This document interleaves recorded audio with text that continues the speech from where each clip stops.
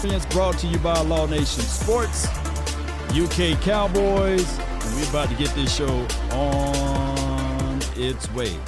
Let's go.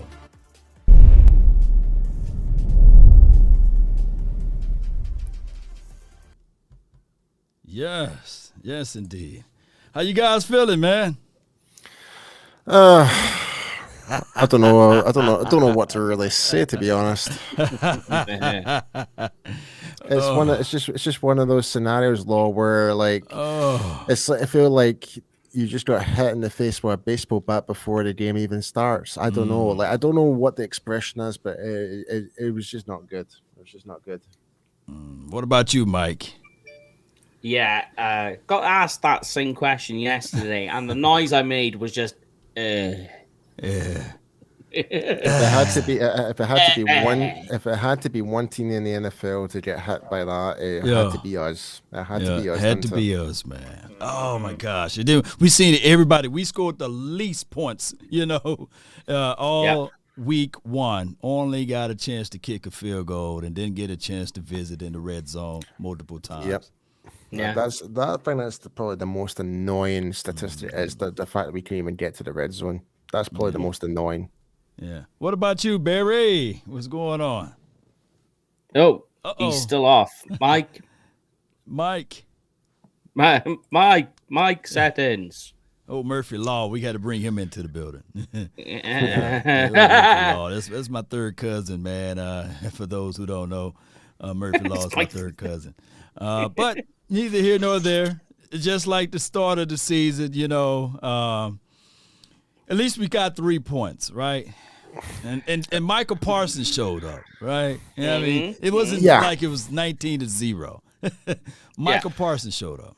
Yeah, and in a way, I'm kind of worried because we're having to rely on Micah Parsons too much. It kind of felt like, for me anyway, I felt if it wasn't for Parsons, we would have pretty much D-Law and all that. Don't get me wrong, we know that these guys can pass, but it just feels as though they just were not getting to Tom Brady at all during that game. And if it wasn't for Parsons, he brought that different dynamic to that defensive line when he was down at the line of scrimmage. And I'm kind of concerned, what's going to happen for the rest of the defensive line if Parsons not there in the line of scrimmage. It's like these guys need to step up and actually start applying the pressure. Paul, I calculated the score. It would have been at least 34-3 if we didn't have Parsons. The big run that he stopped on Leonard Fournette, when he had to chase him from behind, there was no one in front of Leonard Fournette. And then the two touchdowns that he saved when Tom Brady was in the end zone by those 2 sacks, I think that those would have been touchdowns. So it's crazy. Parsons is that dude. Yeah. You're working now, Barry. You're in the building. How's that? Good? Oh, Chris. There we go. There we go. How you doing, Mr. Barry? All right. I guess that game was rough. So I think the big plus about everything is we got some experiences of a lifetime for people to have fun at. So yeah. Oh yeah. I mean, the Cowboys Experience was fantastic, man. We had Sam Williams there. You guys got a chance to see the Hall of Famer Drew Pearson, Isaiah Stanback, Jabril Cox. Man, we had a lot of fun out there. And if people don't know, y'all need to come on out to Cowboys Experience. We still had a great time there. Yeah, that that was tough leaving the building the other night. And you're walking out, and then you hear about Dak's news. It's like, oh my goodness. Well, Jerry said he will be back in 4 weeks, so that could be a positive part. Dr. Jones got it going. Dr. Barry Jones, not Barry Jones, but Jerry Jones. He said he could be back in 4 weeks. What do y'all feel about that, Mike? It seems like, funnily enough, we were talking about this, that it's the same injury. If you're a Texas Longhorns fan, that their quarterback had last year. Oh wow! And how many games he's gone? He's still struggling. He's playing for Nebraska now and still struggling. Oh wow! That's not good news. Yeah. Good job, Mike. I know. Sorry, I don't mean to bring it down. I don't mean, but I mean, like the thing is like I'm not going to pretend to be a doctor and say like, but when you hear the things that they've said, and they've said the surgery went well, but they've had to put screws in. There was no lingering things, but still, the only thing you can't count on is what is Dak's hand going to be like. Not just in the short term, like in the initial recovery, but how's it going to be in the long term? What's his grip? Because his grip might change, which changes like how he throws the ball. Right. You don't know what's going to happen with that hand, and that's the scariest thing. So like people are like saying, "Oh, 4 weeks, not so bad," and you say, "Yeah, okay, yeah," but what's it going to look like long term as we go down the road? That's a good observation. And then he didn't look sharp while he was playing, so it's going to take time. And I like to look at it like CeeDee Lamb was the only wide receiver that he had semi-rapport with, right? Noah Brown, okay, we understand that. Dennis Houston, he's an undrafted rookie free agent.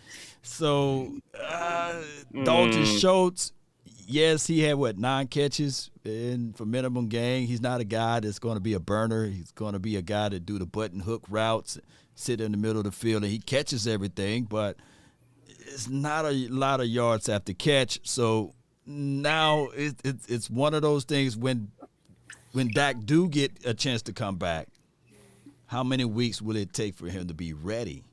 Yeah. Yeah, because it's the same thing you can say about Michael Gallup. Everybody's saying he could be back next week, and you're like, yeah, okay. He can play a game of football, but he hasn't played football since what was it, like December? Right. So, you're looking at close to 10 months. How long is that going to take before he gets to any level of playability, if you like? Right. I'll tell you what, Mike, we're going to get right from the horse's mouth on Saturday. There we go. Yeah. Michael Gallup will be in the house at the Cowboys Experience event on Saturday. Oh, wow. I can't wait to see We will that. ask him the $1 million question. You can tell him from another mic. I was asking how he's feeling. Yes, sir.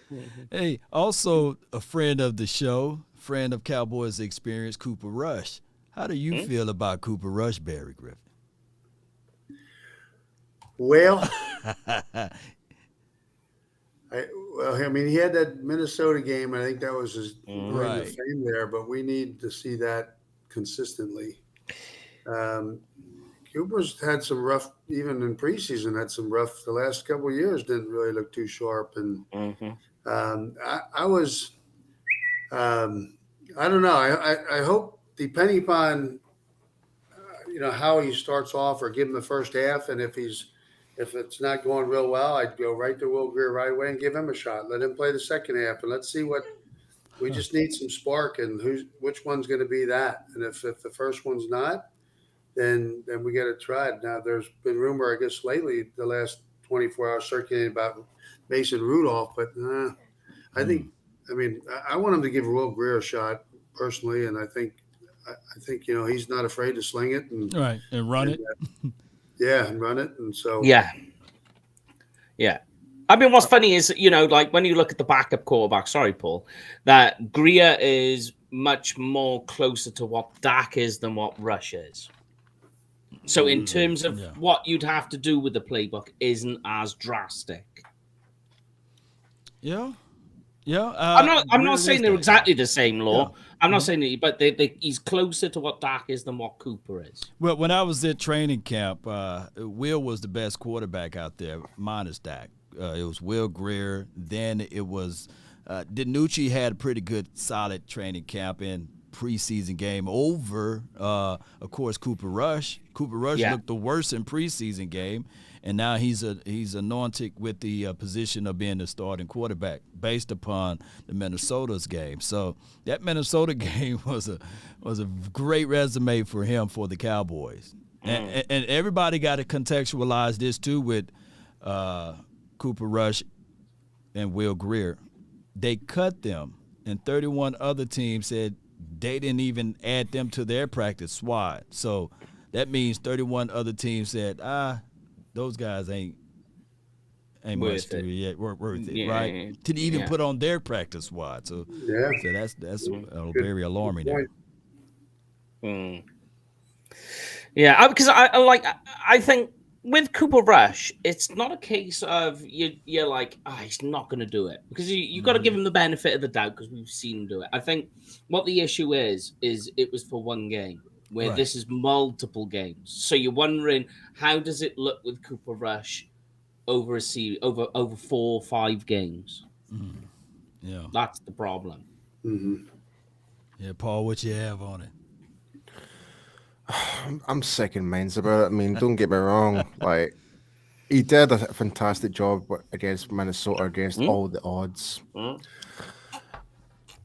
This scenario right now, he's in a much more worse situation because of the state of our O-line right now. There's no ifs or buts about that. I mean, I kind of did my own reassessment how the O-line performed against the Bucks there. Like, I kind of felt like Smith did have glimpses of he looked really great, but the mistakes he did make was very, like, really poor. Like, there was the getting delayed out of his out the snap count. It's like he was delayed, and that resulted to Shaq Barrett causing the injury to Dak. So I don't. So, and also there was I don't know what happened. I don't know if it was more to do with a communication with Farniart or it's the assignment gap or whatever, but we left Anthony Nelson completely unattended for, and he sacked that Prescott. I think that it was on the second quarter, I believe. Yeah. But it was not good. But overall, like, for the time he spent practicing at the left tackle since Tyron got injured, I can't really complain too much, but it just seems like the 2 mistakes he made was probably the most devastating that caused the injury to Dak. And I'm just kind of wondering, like, the continuity with the O-line right now.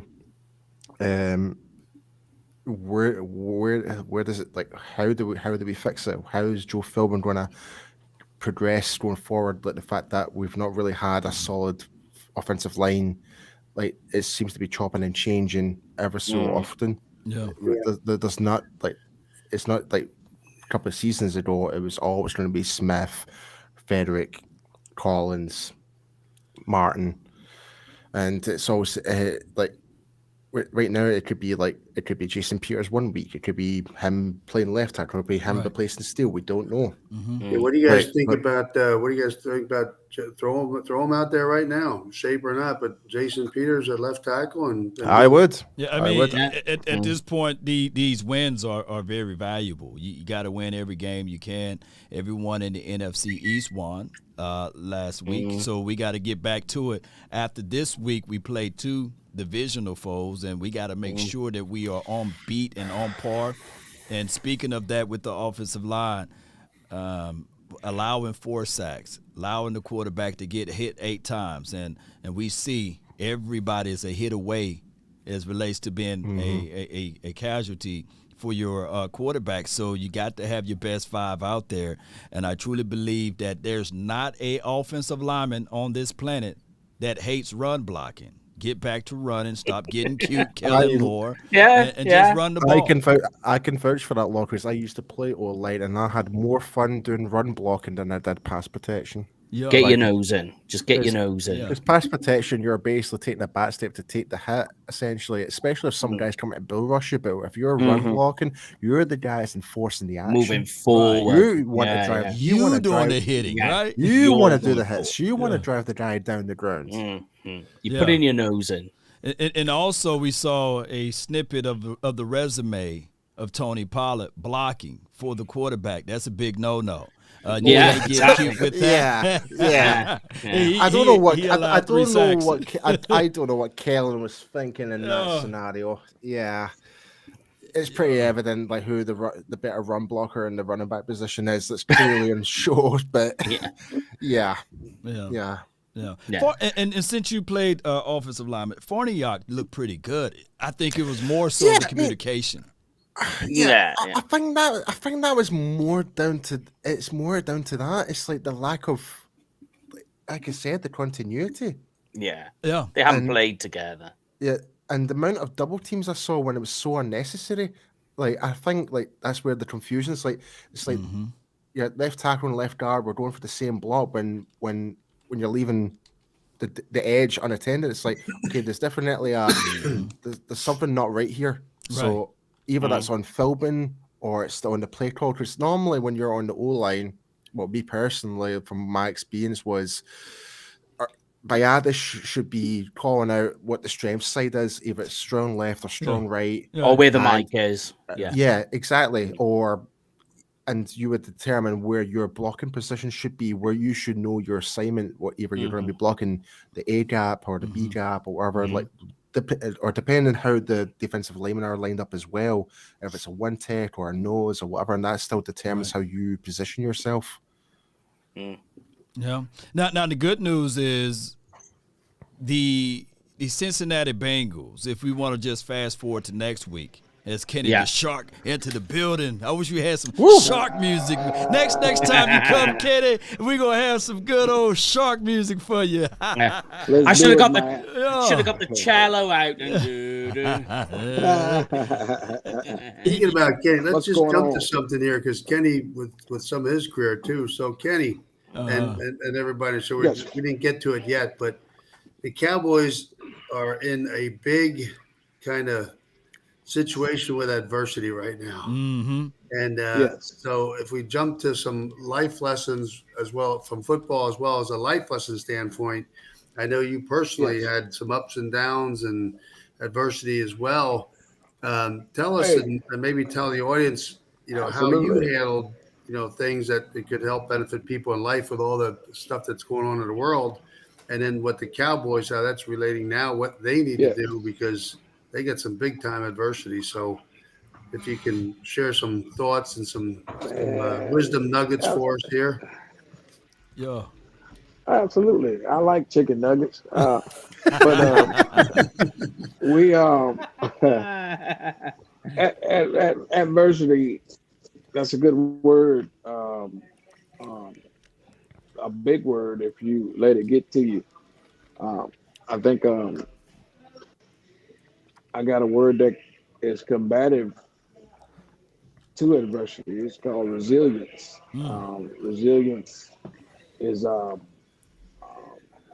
do you stay composed through adversity?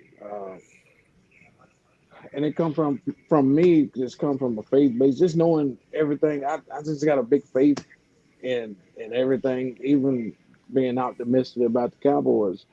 I just got big faith that something will happen. These guys are going to click because, we hear the same old thing all the time. Right. Everybody put their pants on just like the other man. Yeah. I understand that, but it still comes with a culture. I think my parents built a culture of faith. And so throughout life, I had to abide by that culture. That culture kept me through adversity. I lost a multi-millionaire, lost all my money after being a Dallas Cowboy and a Buccaneer. I'm not ashamed. I'm an avid shopper at thrift stores, but that's what resilience will do to you. Humility will get you through adversity. I've met some people in my life that has blessed my life, that has encouraged my life, and that has been a culture throughout my life. As a kid, my parents being pastors. So if you hear people talk about the Shark on the football team, they always say, man, I don't even know when I did stuff.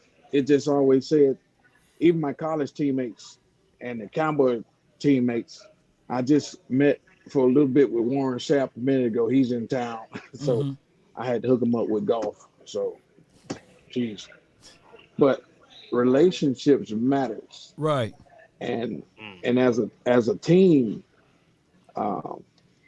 relationships, like Barry is part of my team. And my circle is really not that big, but Barry is in that circle. I can call Barry. Barry will encourage me some mornings when he don't know it, but God knows that when Barry sent me a text in the morning, I just want to let you know how much I'm thinking about you and appreciate you being in my life. Right. Ah, that Words matter, just man. Yes, that indeed. gives me, yeah, words matter, and I think um, when I talk about the word culture, Mm-hmm. um, if you're not in the culture of faith, you're not gonna believe that you can do anything. So Mike Mm-hmm. McCarthy has to build a culture of faith that saying, and these guys you build a culture by spending time with each other. And I trust Barry because I spent some time with him. I trust Charles Haley because I spent time with him. I trust Tony Tolbert because I spent time with him. I trust Mm-hmm. Emmitt Smith because I spent time with him. If you don't spend time with people, we'll never build a culture that man.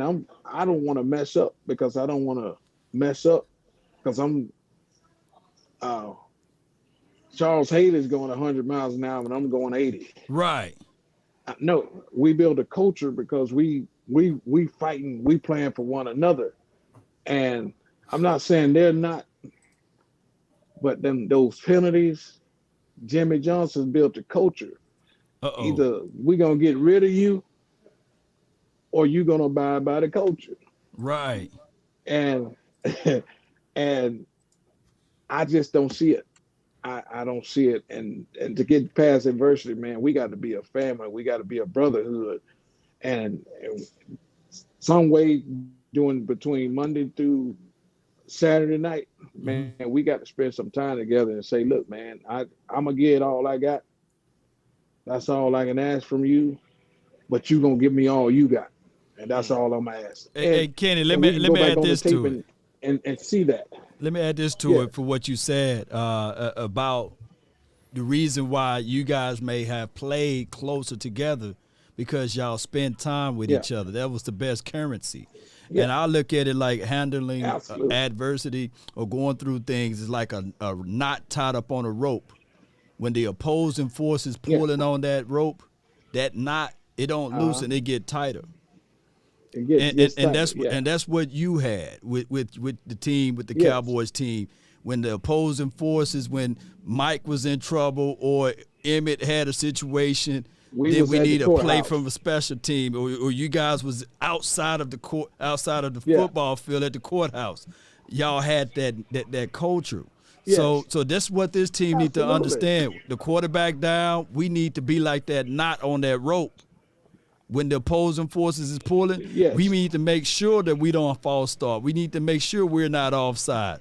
We had 10 penalties last game. right. We need to lessen that. So you're right. You're right on the money. Man, you giving me all type of pump up talk right now. Yeah, yeah. Yes, indeed. Any more questions? What's up, my friends? How you doing up there? I'm doing Yeah, good, doing well, Kenny. How's yourself? it's been a while. Yeah, man, I'm doing great, man. I we can rally around. See that when we had the culture, I'm going Mm-hmm. back to the culture. Mm-hmm. You think we said, "Oh crap, here comes Jason Garrett"? No, we knew he was going to win Wow. because he was into the culture. Yeah. Uh, but do they believe Cooper Rush is the guy, Mm. Mm. or you just saying, "Oh, next man up. We'll see what we can do"? No, we knew we was going to win with Jason Garrett. We knew Mm-hmm. we Mm. was going to win with Steve Berline Mm. because the culture was there. No man for themselves. Yeah. Everybody Nah, sticking together. Mm. yes, Do you think there's a bit of that in this Cowboys culture, a bit of every man for himself? I I can't say that honestly, For but sure. Yeah. because you got to do the litmus test. Yeah. It's Yeah. just what I see. Yeah. Yeah. Yeah. Mm. I don't see. It wasn't. you can pull up some old tape of us. You can see guys getting in each other's face on the Right. sideline because we was holding each other accountable. Yeah. Don't just go to the sideline and not. It's not being combative. Man, you better than that. And It's with somebody, constructive criticism. Charles Haley or Ken Norton Jr. telling me, man, you come on, man, come on, man. That I know I'm better than that. That encouraged me. It wasn't an insult. Right. Yeah. It was. I need to step it up. Yeah. It's like you need that. It's like you need that constructive criticism to elevate yourself. Yeah. Absolutely. It's because that's what happens when you become a brotherhood. Jimmy Johnson said some bad words to me that my daddy never said to me. But I know if he didn't say it, I knew I was in trouble. I knew he was saying it because he knew I was better than that. Yeah. And I think the culture is, man, the culture has to be there. And you got to build a culture. Somebody got to, if you want to take the turn, take one for the team, release somebody and get them out of there so you know you mean business. Just if you want to keep having these penalties, you got to go. Got to go. Because apparently you don't get it.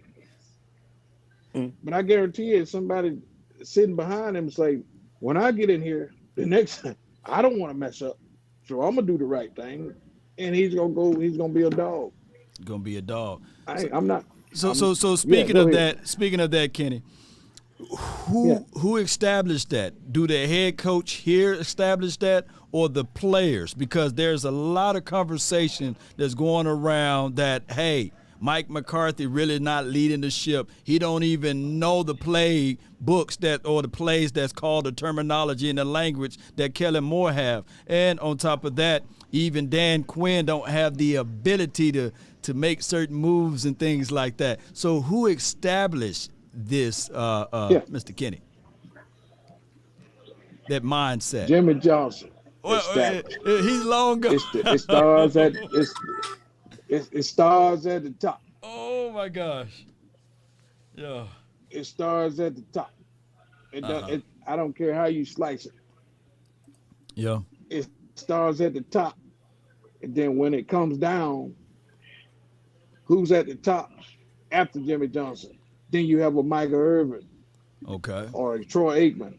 Now they at the top when it leaves the realm of Jimmy Johnson.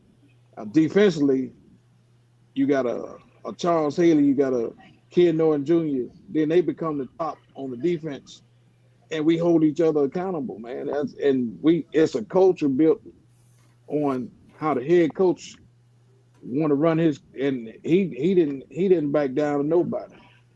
The only thing between Jimmy Johnson and my daddy was about 6'1", about 250 pounds, and black.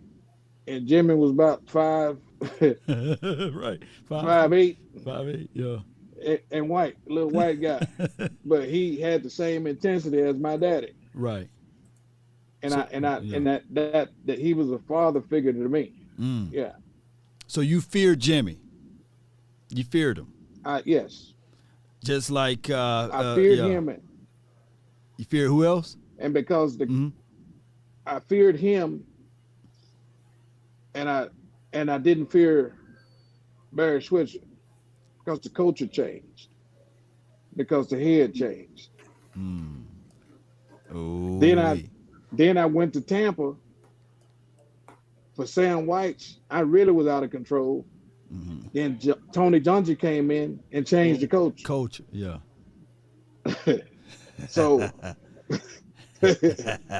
I wanted to knock myself out for Tony Dungy because he established the culture. Yeah, those are some good ones. That's good stuff. Do you think that Mike McCarthy is establishing the culture? He could. I just don't see it. Okay, that's all I wanted to. That's my only time pushing in on that. Because I know Jimmy Johnson would have been on cut some of those people that's making all these penalties. Because it ain't just different people, random people. It's same people doing the penalties. Son, if you don't want to buy into this culture, we got to let you go. It ain't no apology. And Jimmy said it is best. I don't cut you. I never cut a guy in my whole career. Wow. You cut yourself. Kill yourself, yep. Famous words, man. But you start making some adjustments. I guarantee you some people establish a culture. And no coach had to do it. The players started doing it.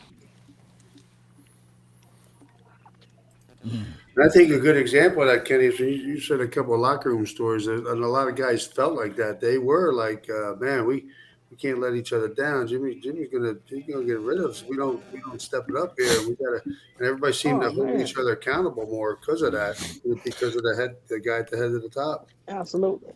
I mean, and I tell people all the time too. I say we don't know. Oh, it's just what BT there. Oh no, Murphy Law. No, he's back. He's back. Y'all had an amazing team, man. Y'all guys were good. And I said, hey, what are you saying? We were good. So I'm going back to the culture now. I said we won a good football team.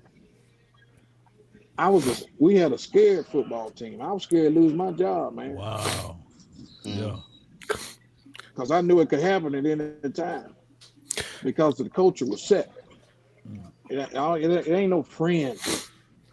We weren't friends with the coaches. If you was gonna be out of there, you was gonna be out of there. We had an incident with a guy sleeping in meetings. Right. It's an old story. You guys probably heard it, man. And Jimmy came in there and said, "Hey, man, you're gonna be inactive Sunday. This was Thursday. You're gonna be inactive Sunday, so you can have time to catch up on your sleep." So I mean, rocked him. Yeah, well, what you're saying ties in with one of the questions. One of the guys sending in here saying, like, was it that Troy and Barry, obviously Switzer, really did they hate each other? And I think it's more of what you're saying is that there was just a separation of player and coach. Yes, absolutely. I saw more of a friendship with Barry, instead of a coach that believed in a little guy from Albany State University that was always an underdog, that's always the smallest in his league, which I can't say that now. I'm a little fat guy now, but at the time I was playing as an underdog. People said I wasn't going to play. Right. They said this, but Jimmy believed in me, and so when he believed in me, and I seen him cut third rounders that he drafted because you're not up to my standard. It's funny that you mentioned that, Kenny, because if you look at not something that throughout the whole part, like even the Dallas offensive line back in the 90s, like Nate Newton, Tooney, and all that, these guys were undrafted people that no one else wanted, and Jimmy changed those guys. He changed the culture and their mindset of these guys. Yeah, absolutely. It's a mindset, man. Jimmy made me believe that I could run through a wedge, which they don't do anymore. Yeah. He made me believe I could start in his league and come in at a nickelback and start the Super Bowl 27. Man, I came from HBCU, man. Right. It's unheard of. I picked oranges all of my life. But Jimmy made me believe more in me, and I didn't know I had that extra in me. Right. But Jimmy made me believe it. My goodness, man. It's about to bring me in tears because every time I hear storylines about players, they talk so positively about Jimmy. And every time I go to the stadium, I look up and there's the Ring of Honor. I see the guys that he coached. I see the guys that he coached up in there, but I don't see Jimmy. Yeah. And I don't think that people need to hear this, but they're going to hear it right now. There are some people that say curses are not real, But I don't think a lot of people are busting mirrors and walking under ladders and going into the mirror and going into the bathroom, looking into the mirror, yelling Bloody Mary 5 times. So there got to be something along the way with crazy things happening around the star with Jimmy Johnson not being in the Ring of Honor. What's your thoughts on that, Kenny? If you can. Forgiveness. Forgiveness is a real thing, and I've heard it come out of Jerry's mouth that he said it's going to happen. Yep. He said that. Was it last year? He said I hadn't seen it. Maybe it's in the planning. Right. Yeah, he said it before he went into the Hall of Fame. I heard it with my own ears. Now it's got to be because there's some players I can tell you now don't like it because we wouldn't have had. It was Jimmy. It was Jimmy and Jerry. They all putting this together. Why not we celebrate all of you guys for the accomplishments that we have? And he deserves to be there. He's a big part of everything. I know he's a big part of my life. I'm forever grateful for Jimmy Johnson and the Jones family for bringing me here and taking a chance on a little guy from HBCU. I think that was one of my favorite Jimmy quotes, Kenny. I think, like you said, he didn't look at you from Albany State. He looked at you as what you could be, what he's going to treat you to, push you to be.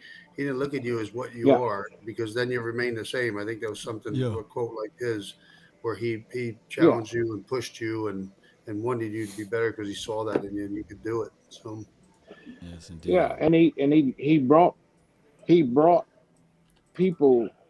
When you think of culture, I love that word, man. Yes, indeed.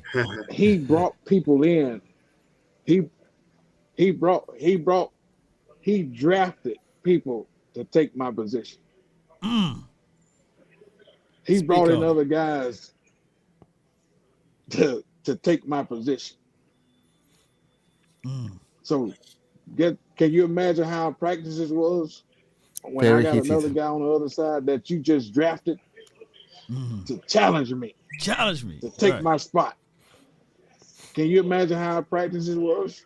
I cannot imagine. We fight for our position. Yeah, I heard Michael Irvin didn't like Jimmy Smith when he was drafted or what have you. He didn't want Tim Brown to come. Right. He was like, no, this is my spot. Tim Brown was good, though. Dog. Yes, indeed. Yes. Yeah, Tim Brown would have been nice, but we still were able to prevail. Yeah, absolutely. Yeah. But that's establishing a coach. Yeah. I need to bring some people in here to compete. And let you know your job ain't safe. It's too many people get complacent, man. Because I see complacency sometimes when I'm watching the game. I could tell how they run out the tunnel in that San Francisco game last year. Okay. They came out the tunnel, and you can ask my wife. I was sitting up in the suite up there, and I said, it's done deal. She told, what you talking about? I said, they flat as a pancake. Wow. And everybody was in the suite just teed off. They using all kind of nice Christian words. And I was literally laughing. What are you laughing about? I said, man, this happened coming out the tunnel. Right. But go back to the 93 NFC Championship when San Francisco had to come here. Just look at the beginning of the game when we came out the tunnel. Okay. We got in the middle. We got in the middle of their introduction. Because you're not gonna come even. We don't even want you to get introduced in Dallas State. That mentality long gone, man. So we set the culture. Set it. Yeah, we set the standard right here. We don't even want you to get introduced here. That's a disrespect. Good Good stuff. Man, it's prepared, man. Good stuff, young fella. That's awesome. Are you guys ready to go play? I know you. Yeah. I think we're all ready to play now after that. There, man, Coach. I'm ready to go play, man. Give me the helmet. Give me the pads, man. I've got my helmet and pads still. Man, I've still got mine. Yeah, I got one right here. Here you go, Kenny. You know, I'm There is ready to put it on right now. Yeah. Oh, you ready? You ready to go? I was talking to Law yeah. before we started. There is still the battle, Kenny, when I come and see you, of the chicken wing eat off. Oh, yeah. Yeah. That's still on. Barry's That's not still on. invited. Yeah. Barry's not invited. Don't tell on me now, Kenny. Yeah, the last time you were on the show, we made the bet, and I was like, "No, I'll eat more chicken wings on you." And Barry's just shaking his head, like, "No, you won't." Yes, indeed. Were they spicy or were they bland? What kind of chicken wings y'all talking? Oh, it's got to be spicy. It's got to be buffalo style, surely. Bone in, bone out. And I bone in. Yeah. Who eats boneless wings? I don't know who eats boneless wings. That shouldn't even be. That's not even considered chicken wings, right? That's chicken breast. I've got a word for them, but I'm not going to mention it. Boneless wing is a souped up chicken nugget. That's literally what it is. It is. Well, let me ask you this, Kenny. Is this 2022 team, the Dallas Cowboys team, are they a boneless wing or they a bone-in wing? Oh, there we go. The transition. The master of the transition. I still think they got a little bone. They got a little bone in there. Okay, good. I think they still got a bone. They just got to step it up, man. Yeah. Because it sounds. I want to. It sounds like let me put it this way, and I'm just being. We on here. I don't like scripted questions. Yeah. Right. Don't send me no asking me no questions, because if you give me script questions, I'm gonna give you scripted answers. Right. So when you ask a question like this, I'm gonna put it like this here. I enjoy just having side money in my pocket. Yeah. Mm-hmm. Because we still relevant because we got rings. But if y'all don't want to get rings to be relevant when you come back to town, hey, that's on you. True that. Yeah. If that makes sense. That makes a lot of sense. Yeah. But don't show up to an event. Don't show up to an event and say you don't want to sign autographs. And call me an OG when you haven't done anything. Message. Humility will always lift you. But the higher you think you are will always give you a chance to come down. So I'll take up the offering in a minute for that message. I'll see you Saturday. Yeah, we see you Saturday. No, I'm just kidding. Well, thanks so much, Kenny, for jumping on. That's awesome. And hey, man, I'm gonna tell you something. I tell everybody, and Barry, we do the men's group on Thursdays. I might miss you tomorrow, but look, man, I love you guys. And I mean that, because me and Barry, we talk about this all the time in our men's group. Men don't like to hear other men and say we love you, but I love you guys, and thanks for having me on. This is we love you. This is a thrill to me to just you guys invite me over, man. So I appreciate you, man. The Legend Podcast, man. I appreciate you. And Kenny, I'll probably see you in December, my friend. Yes, indeed. See you this weekend, Kenny, man. Appreciate you for jumping in, man. Look forward to it, man. Let's do it, man. Let's hang out. Yes, indeed. Man, I love you guys. You guys stay. I'm gonna tell you one thing. Just keep one foot in front of the other, man. They'll never back up, man. Don't never back up. Just keep one foot in front of the other. Yes, sir. Keep moving forward, man. No doubt. As they say, you guys doing a great job, man. Every marathon starts with a single step, as they say. Right. Oh, thanks. Absolutely, man. Big facts. Yes. Man, all you guys are preaching today, man. Good. Hey. y'all make me want to do a happy dance. But you guys be blessed, man, and I'll talk to you guys soon. Salute. Thanks so Yeah, much. Appreciate No you. worries, Kenny. I'll Take it easy, message man. you again, Kenny. Brilliant, mate. Take care, man. Yes, indeed. All right, we them boys. We them boys. Yes. We them boys. Sir. Hold up. There it How about is. them Cowboys? Yo, yo. Go on. Yo. All right, take care, man. That's All Kenny right. the Later, man. Shark, Thanks, y'all, mate. man. Put y'all Thank you, hands sir. together for Kenny, man. I think he did a wonderful job of letting everybody know the ins and outs of everything. So put your hands together. That's Kenny the Shark. Yeah. Like even like you like he was saying like, oh, y'all were like preaching and stuff like that. I said no, I'm just starving for chicken wings now. I'm telling you, I'm so hungry right now, dude. I'm trying to die and get in shape in Dallas. You know, what Kenny was saying, our chicken wings. So we are having Yeah. Kenny and I guess it was an away game. We were down at Lowe. We were having some chicken wings, me and Kenny and Lincoln. And I seen them talking and look at each other, and Kenny's like, Lincoln, give him a lesson on chicken wings. And he said, man, oh man, you got half the freaking. He said, my mom wouldn't let you invite you to the table if you let all those chicken. Look at all those chicken wings. You got half the wings have bones, have chicken on them. Oh, You left half a meal. You left half a meal on your plate. Left meat on the bones, man. Got to get it all out of there, man. That's right. Yeah. So Yeah. Lincoln Hell gave us yeah. a lesson on how to eat chicken wing. You know, just take everything off of it, strip it Oh. down. I forgot. Dude, what sauces you guys use? Are y'all big on ranch? Buffalo. Buffalo. I love Yeah. buffalo. Yeah. Buffalo with some blue cheese. Gotta have the hot sauce. Put some lead in the pencil. And Yeah. Yeah. I don't even mind that.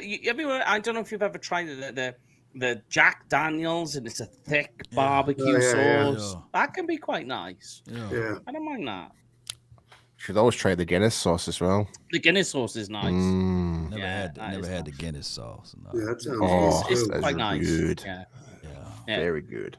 Very savory. It's much better on a steak, to be honest, Yes. rather than chicken. Yeah. It definitely it complements red meat much That more than Brian it does cooked some of chicken. those up. So Yeah. Yeah. God, we're turning into a chicken show now. Yeah. The Sauce Podcast. Yeah, the Yeah. sauce. Cowboys Experience. The sauce. All Talking right. of, the I was secret going to say sauce.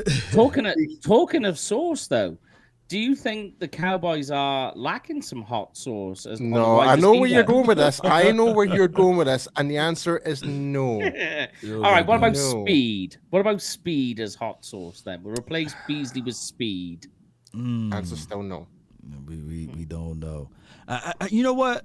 I have a crazy prediction. And I'm not finna say that the Cowboys are going to win by 40 points. But I think that the Cavante Turpin, the first game, he got to get adjusted. Welcome to the NFL. I think that he's going to make some splash plays. He's going to be saucy this weekend. I think that's what's going to happen. I think with it, I think with this game against the Bengals, it's like it kind of gives Kellen more and more of a okay. Let's just try it out and see what happens. Let's just try put Turpin in this position here.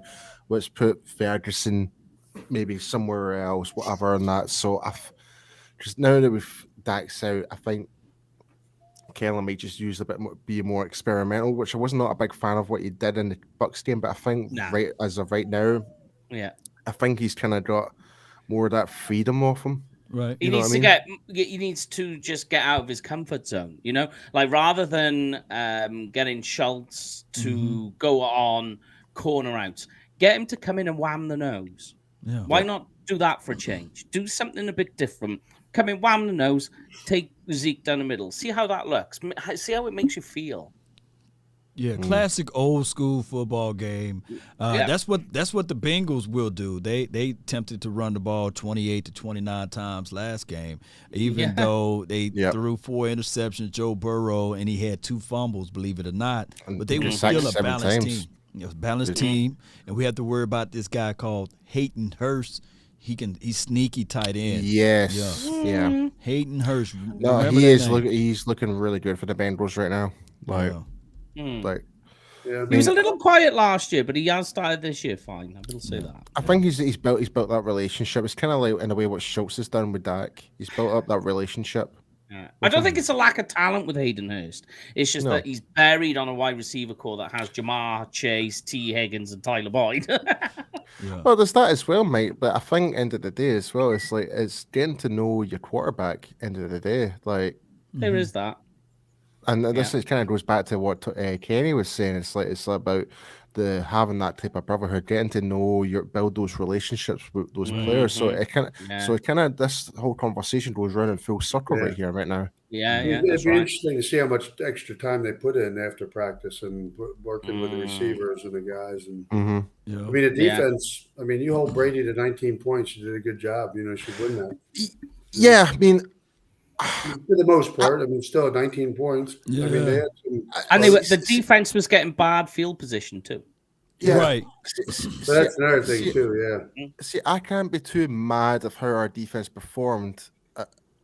The only thing, because I played O-line. I played O-line. I played defensive line. So I was looking exactly what I was looking for, and I just kind of feel like we can't really rely on Parsons to do everything for us to be 90% of the production. Yeah, like we know he's a stud, but we need the other guys to step up. But if there's something for this Bengals game, and I want to know what your guys' thoughts are on this. Like, we know Lyle Collins had an absolute terrible game for the Bengals. Yeah. Like, I think he gave the majority of those sacks against TJ Watt and what's the other guy's name? Cameron Hayward. Yeah. Like, and it just wasn't. I felt kind of sorry for him in a way, but I kind of feel as though this could be something that like D-Law and everybody else in the defensive line will be taking note on. Adam Dudley will be doing his homework on this and see how we can exploit him, because Leal looked really out of position, really out of sync. He did really rough. He really did, and out of the whole offensive lineman for the Bengals, I thought could be the biggest threat for us, especially when it comes to the running game, is former Buccaneer Alex Kappa. I thought he was probably the best out of that whole line. Yeah. The only thing is, La'el Collins normally, if you look back, he normally don't have back-to-back horrible games. So that's the conundrum. And then we got to go up against another guy who's chomping at the bit. Is Cheeto Awuzie. That's Barry know about him, right? Cheeto. And he was very phenomenal in that last game. So we're gonna have to make sure that our wide receivers can get open and be mindful that these guys got an axe to grind. Speaking about Parsons, I've got a question from Austin Powers here. Not the actual Austin Powers of Mike Myers, but he's a good friend of the show. Show comes on for the UK Cowboys and is now coming here for Cowboys Experience. Asking, what do you guys think about Parsons not doing this interview with Skip and Shannon? I love it. Oh yeah, I love it. I spoke out against it. I didn't want him to go. Yeah, I did. And this I didn't want to go in the first place. Yeah, it goes back to what Kenny was saying. I kind of feel it's like you're dipping into like Pandora's box when you're going on TV with these two, essentially. Right. I just like doing it just to screw them over. Me and Hackman Harrison were talking about it, and I was just like, I got to be honest with you. If it was me, I'd just do it just to screw them over. And worry about the karma later.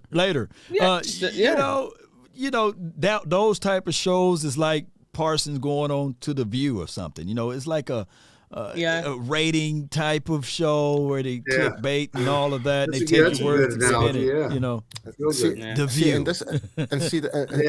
And this is why I'm a big advocate for I'm a big advocate for the Cowboys content creators like yourself, Law, and because we know what we're looking for. Like, as a fan, you get the more in-depth knowledge of about the team and stuff like that. You're not gonna get that. You're just gonna get clickbait headlines with the Herd and Skip and Shannon and Stephen A. Smiths and all that. It's all there for television purposes. The stupid little clips and reels. Yeah, you're not gonna get the proper conversation. You're not going to get the more analytical side of things and stuff like that. So this is why I think yourself, Law, and everybody else out there doing content creation is for within the Dallas Cowboys network, essentially out there, is doing an amazing job.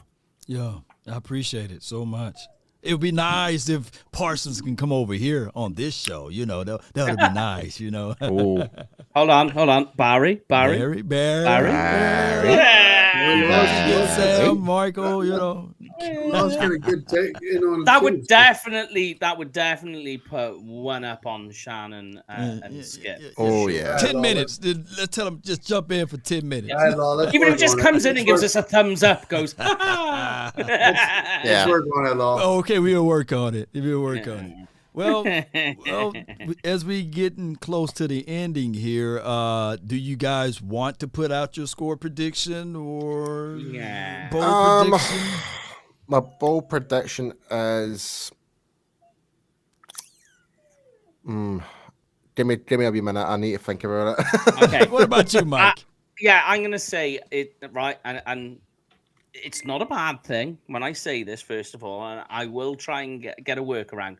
I'm gonna say it's an overtime loss, and that's not a bad thing. It's not a bad thing because it's Cooper Rush coming in for the first time. Right. Wide receivers are starting to look a little better, but the big one is our defensive ends, the bookends on the defensive lines start to turn it on. So it's all starting need to come to. together. They need They to, need to, yeah. Like- And they're gonna get a big kick up the rear end to get them motivated. On it, like that's the thing. Like it's not. This is not my bold prediction, but this is the thing I really want to see the most is to see our edge rushers actually using the their defensive speed in their hands to actually get around. Because Right.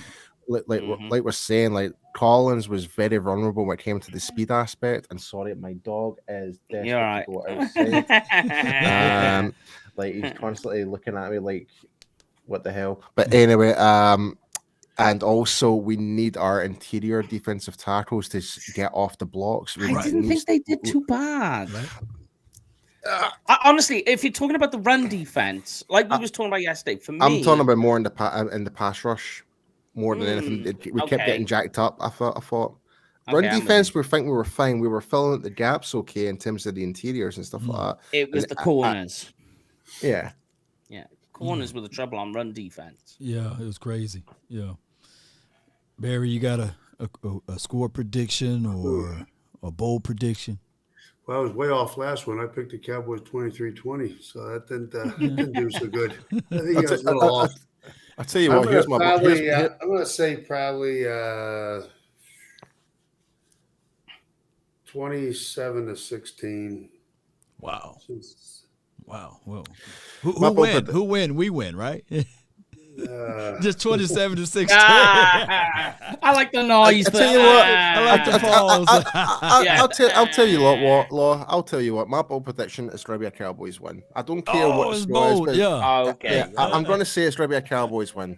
That's the bold statement there. Yeah. All right. I think they just got to come out and rally. They got to come out and just they got to come out fired up. They got to come out with full and not come out like, oh, the wind's out of our sails. They got to come up fired up and rally, and let's get this thing. Let's keep this ship straight. Yes, indeed, man. All right. So my bold prediction would be Semi Fihoko this weekend catches his first touchdown. Okay. Yeah. Ponytail Like hanging out of the helmet and all. I had a question before we wrap it up. Actually, is obviously we're not going to be without Jaron Curse. So who do you bring in for this game? Do you bring in Mukwamu or Marquise Bell? That's the question I've got for you guys. To fill in for Jaron Curse, I think you go bigger since you're gonna have to stop Joe Mixon. That's what I think. That's a fair point. Yeah, that's you go what I with think. Jabril Cox. If you look at his tape from LSU, and of course when he played for South Dakota or North Dakota, one of those teams, he played detached from the box. I think that he's physical enough. He got the safety frame. He's built just like Cam Chancellor of the Seattle Seahawks and during those time frames. So I would go with Jabril Cox over Izzy McCommel. But I think that they could figure out a way to have McCommel as a active guy as well. So you're only taking the two safeties in with you then for this game? If it's McCommel over Marquise Bell and Cox, I know all three would not go. It would be far as range, and I like his range. I like his style of play as it relates to free safety. It will be Izzy over Marquise Bell. I like Marquise Bell. Okay. And people don't shank me with the butter knife. But I just like the fact that if you bring out this type of guy who got range, who got speed, you can now move Malik Hooker down inside the box. You got box safety that he can play down inside, as well as Donovan Wilson. He can play box safety, who played really well last game. Really good. Yeah, he was really good. Yeah. All right. And here's one for just to finish off. At what time or quarter, if you want, do the Cowboys score their first touchdown? Because we're already at 60 minutes without a touchdown. Okay, here's another. Okay, bold statement again. I'd say first drive. Why not? Why not? Yeah, the opening drive. We scored the first drive. I mean, it's bold enough. But we didn't do it the first time. We didn't even score a touchdown. It's like, why not just do it in the first drive? Yeah, and if we score on the first drive, I think we are like 9-0 or 10-0 when we score first. So, hey, it's a good incentive to score first. Yeah. That would be awesome. Yeah. Yeah. Yes, indeed. And everybody I noticed this week has had a change of heart on Brett Maher. He's our leading scorer, man. Shout out to that's Brett right. Maher. That's right. I'm still treating Brett Maher like a spirit level right now. Yeah, we were saying about that when we went through his stats yesterday, and honestly, they are crazy. When you look at the distance categories, they just do not make sense. Yeah, no doubt. Yeah, so any parting words before we roll? I think we're all good, my man. We're all good. Good. All right, so everyone, please be sure if you want to participate in the Cowboys Experience and have a great time, please call today, 817-888-1726, and you will be in the mix. Yes, sir. Let's go. Thank you all. Thank you all for your support out there. Cowboy Nation. Let's go. Let's go. Let's get it.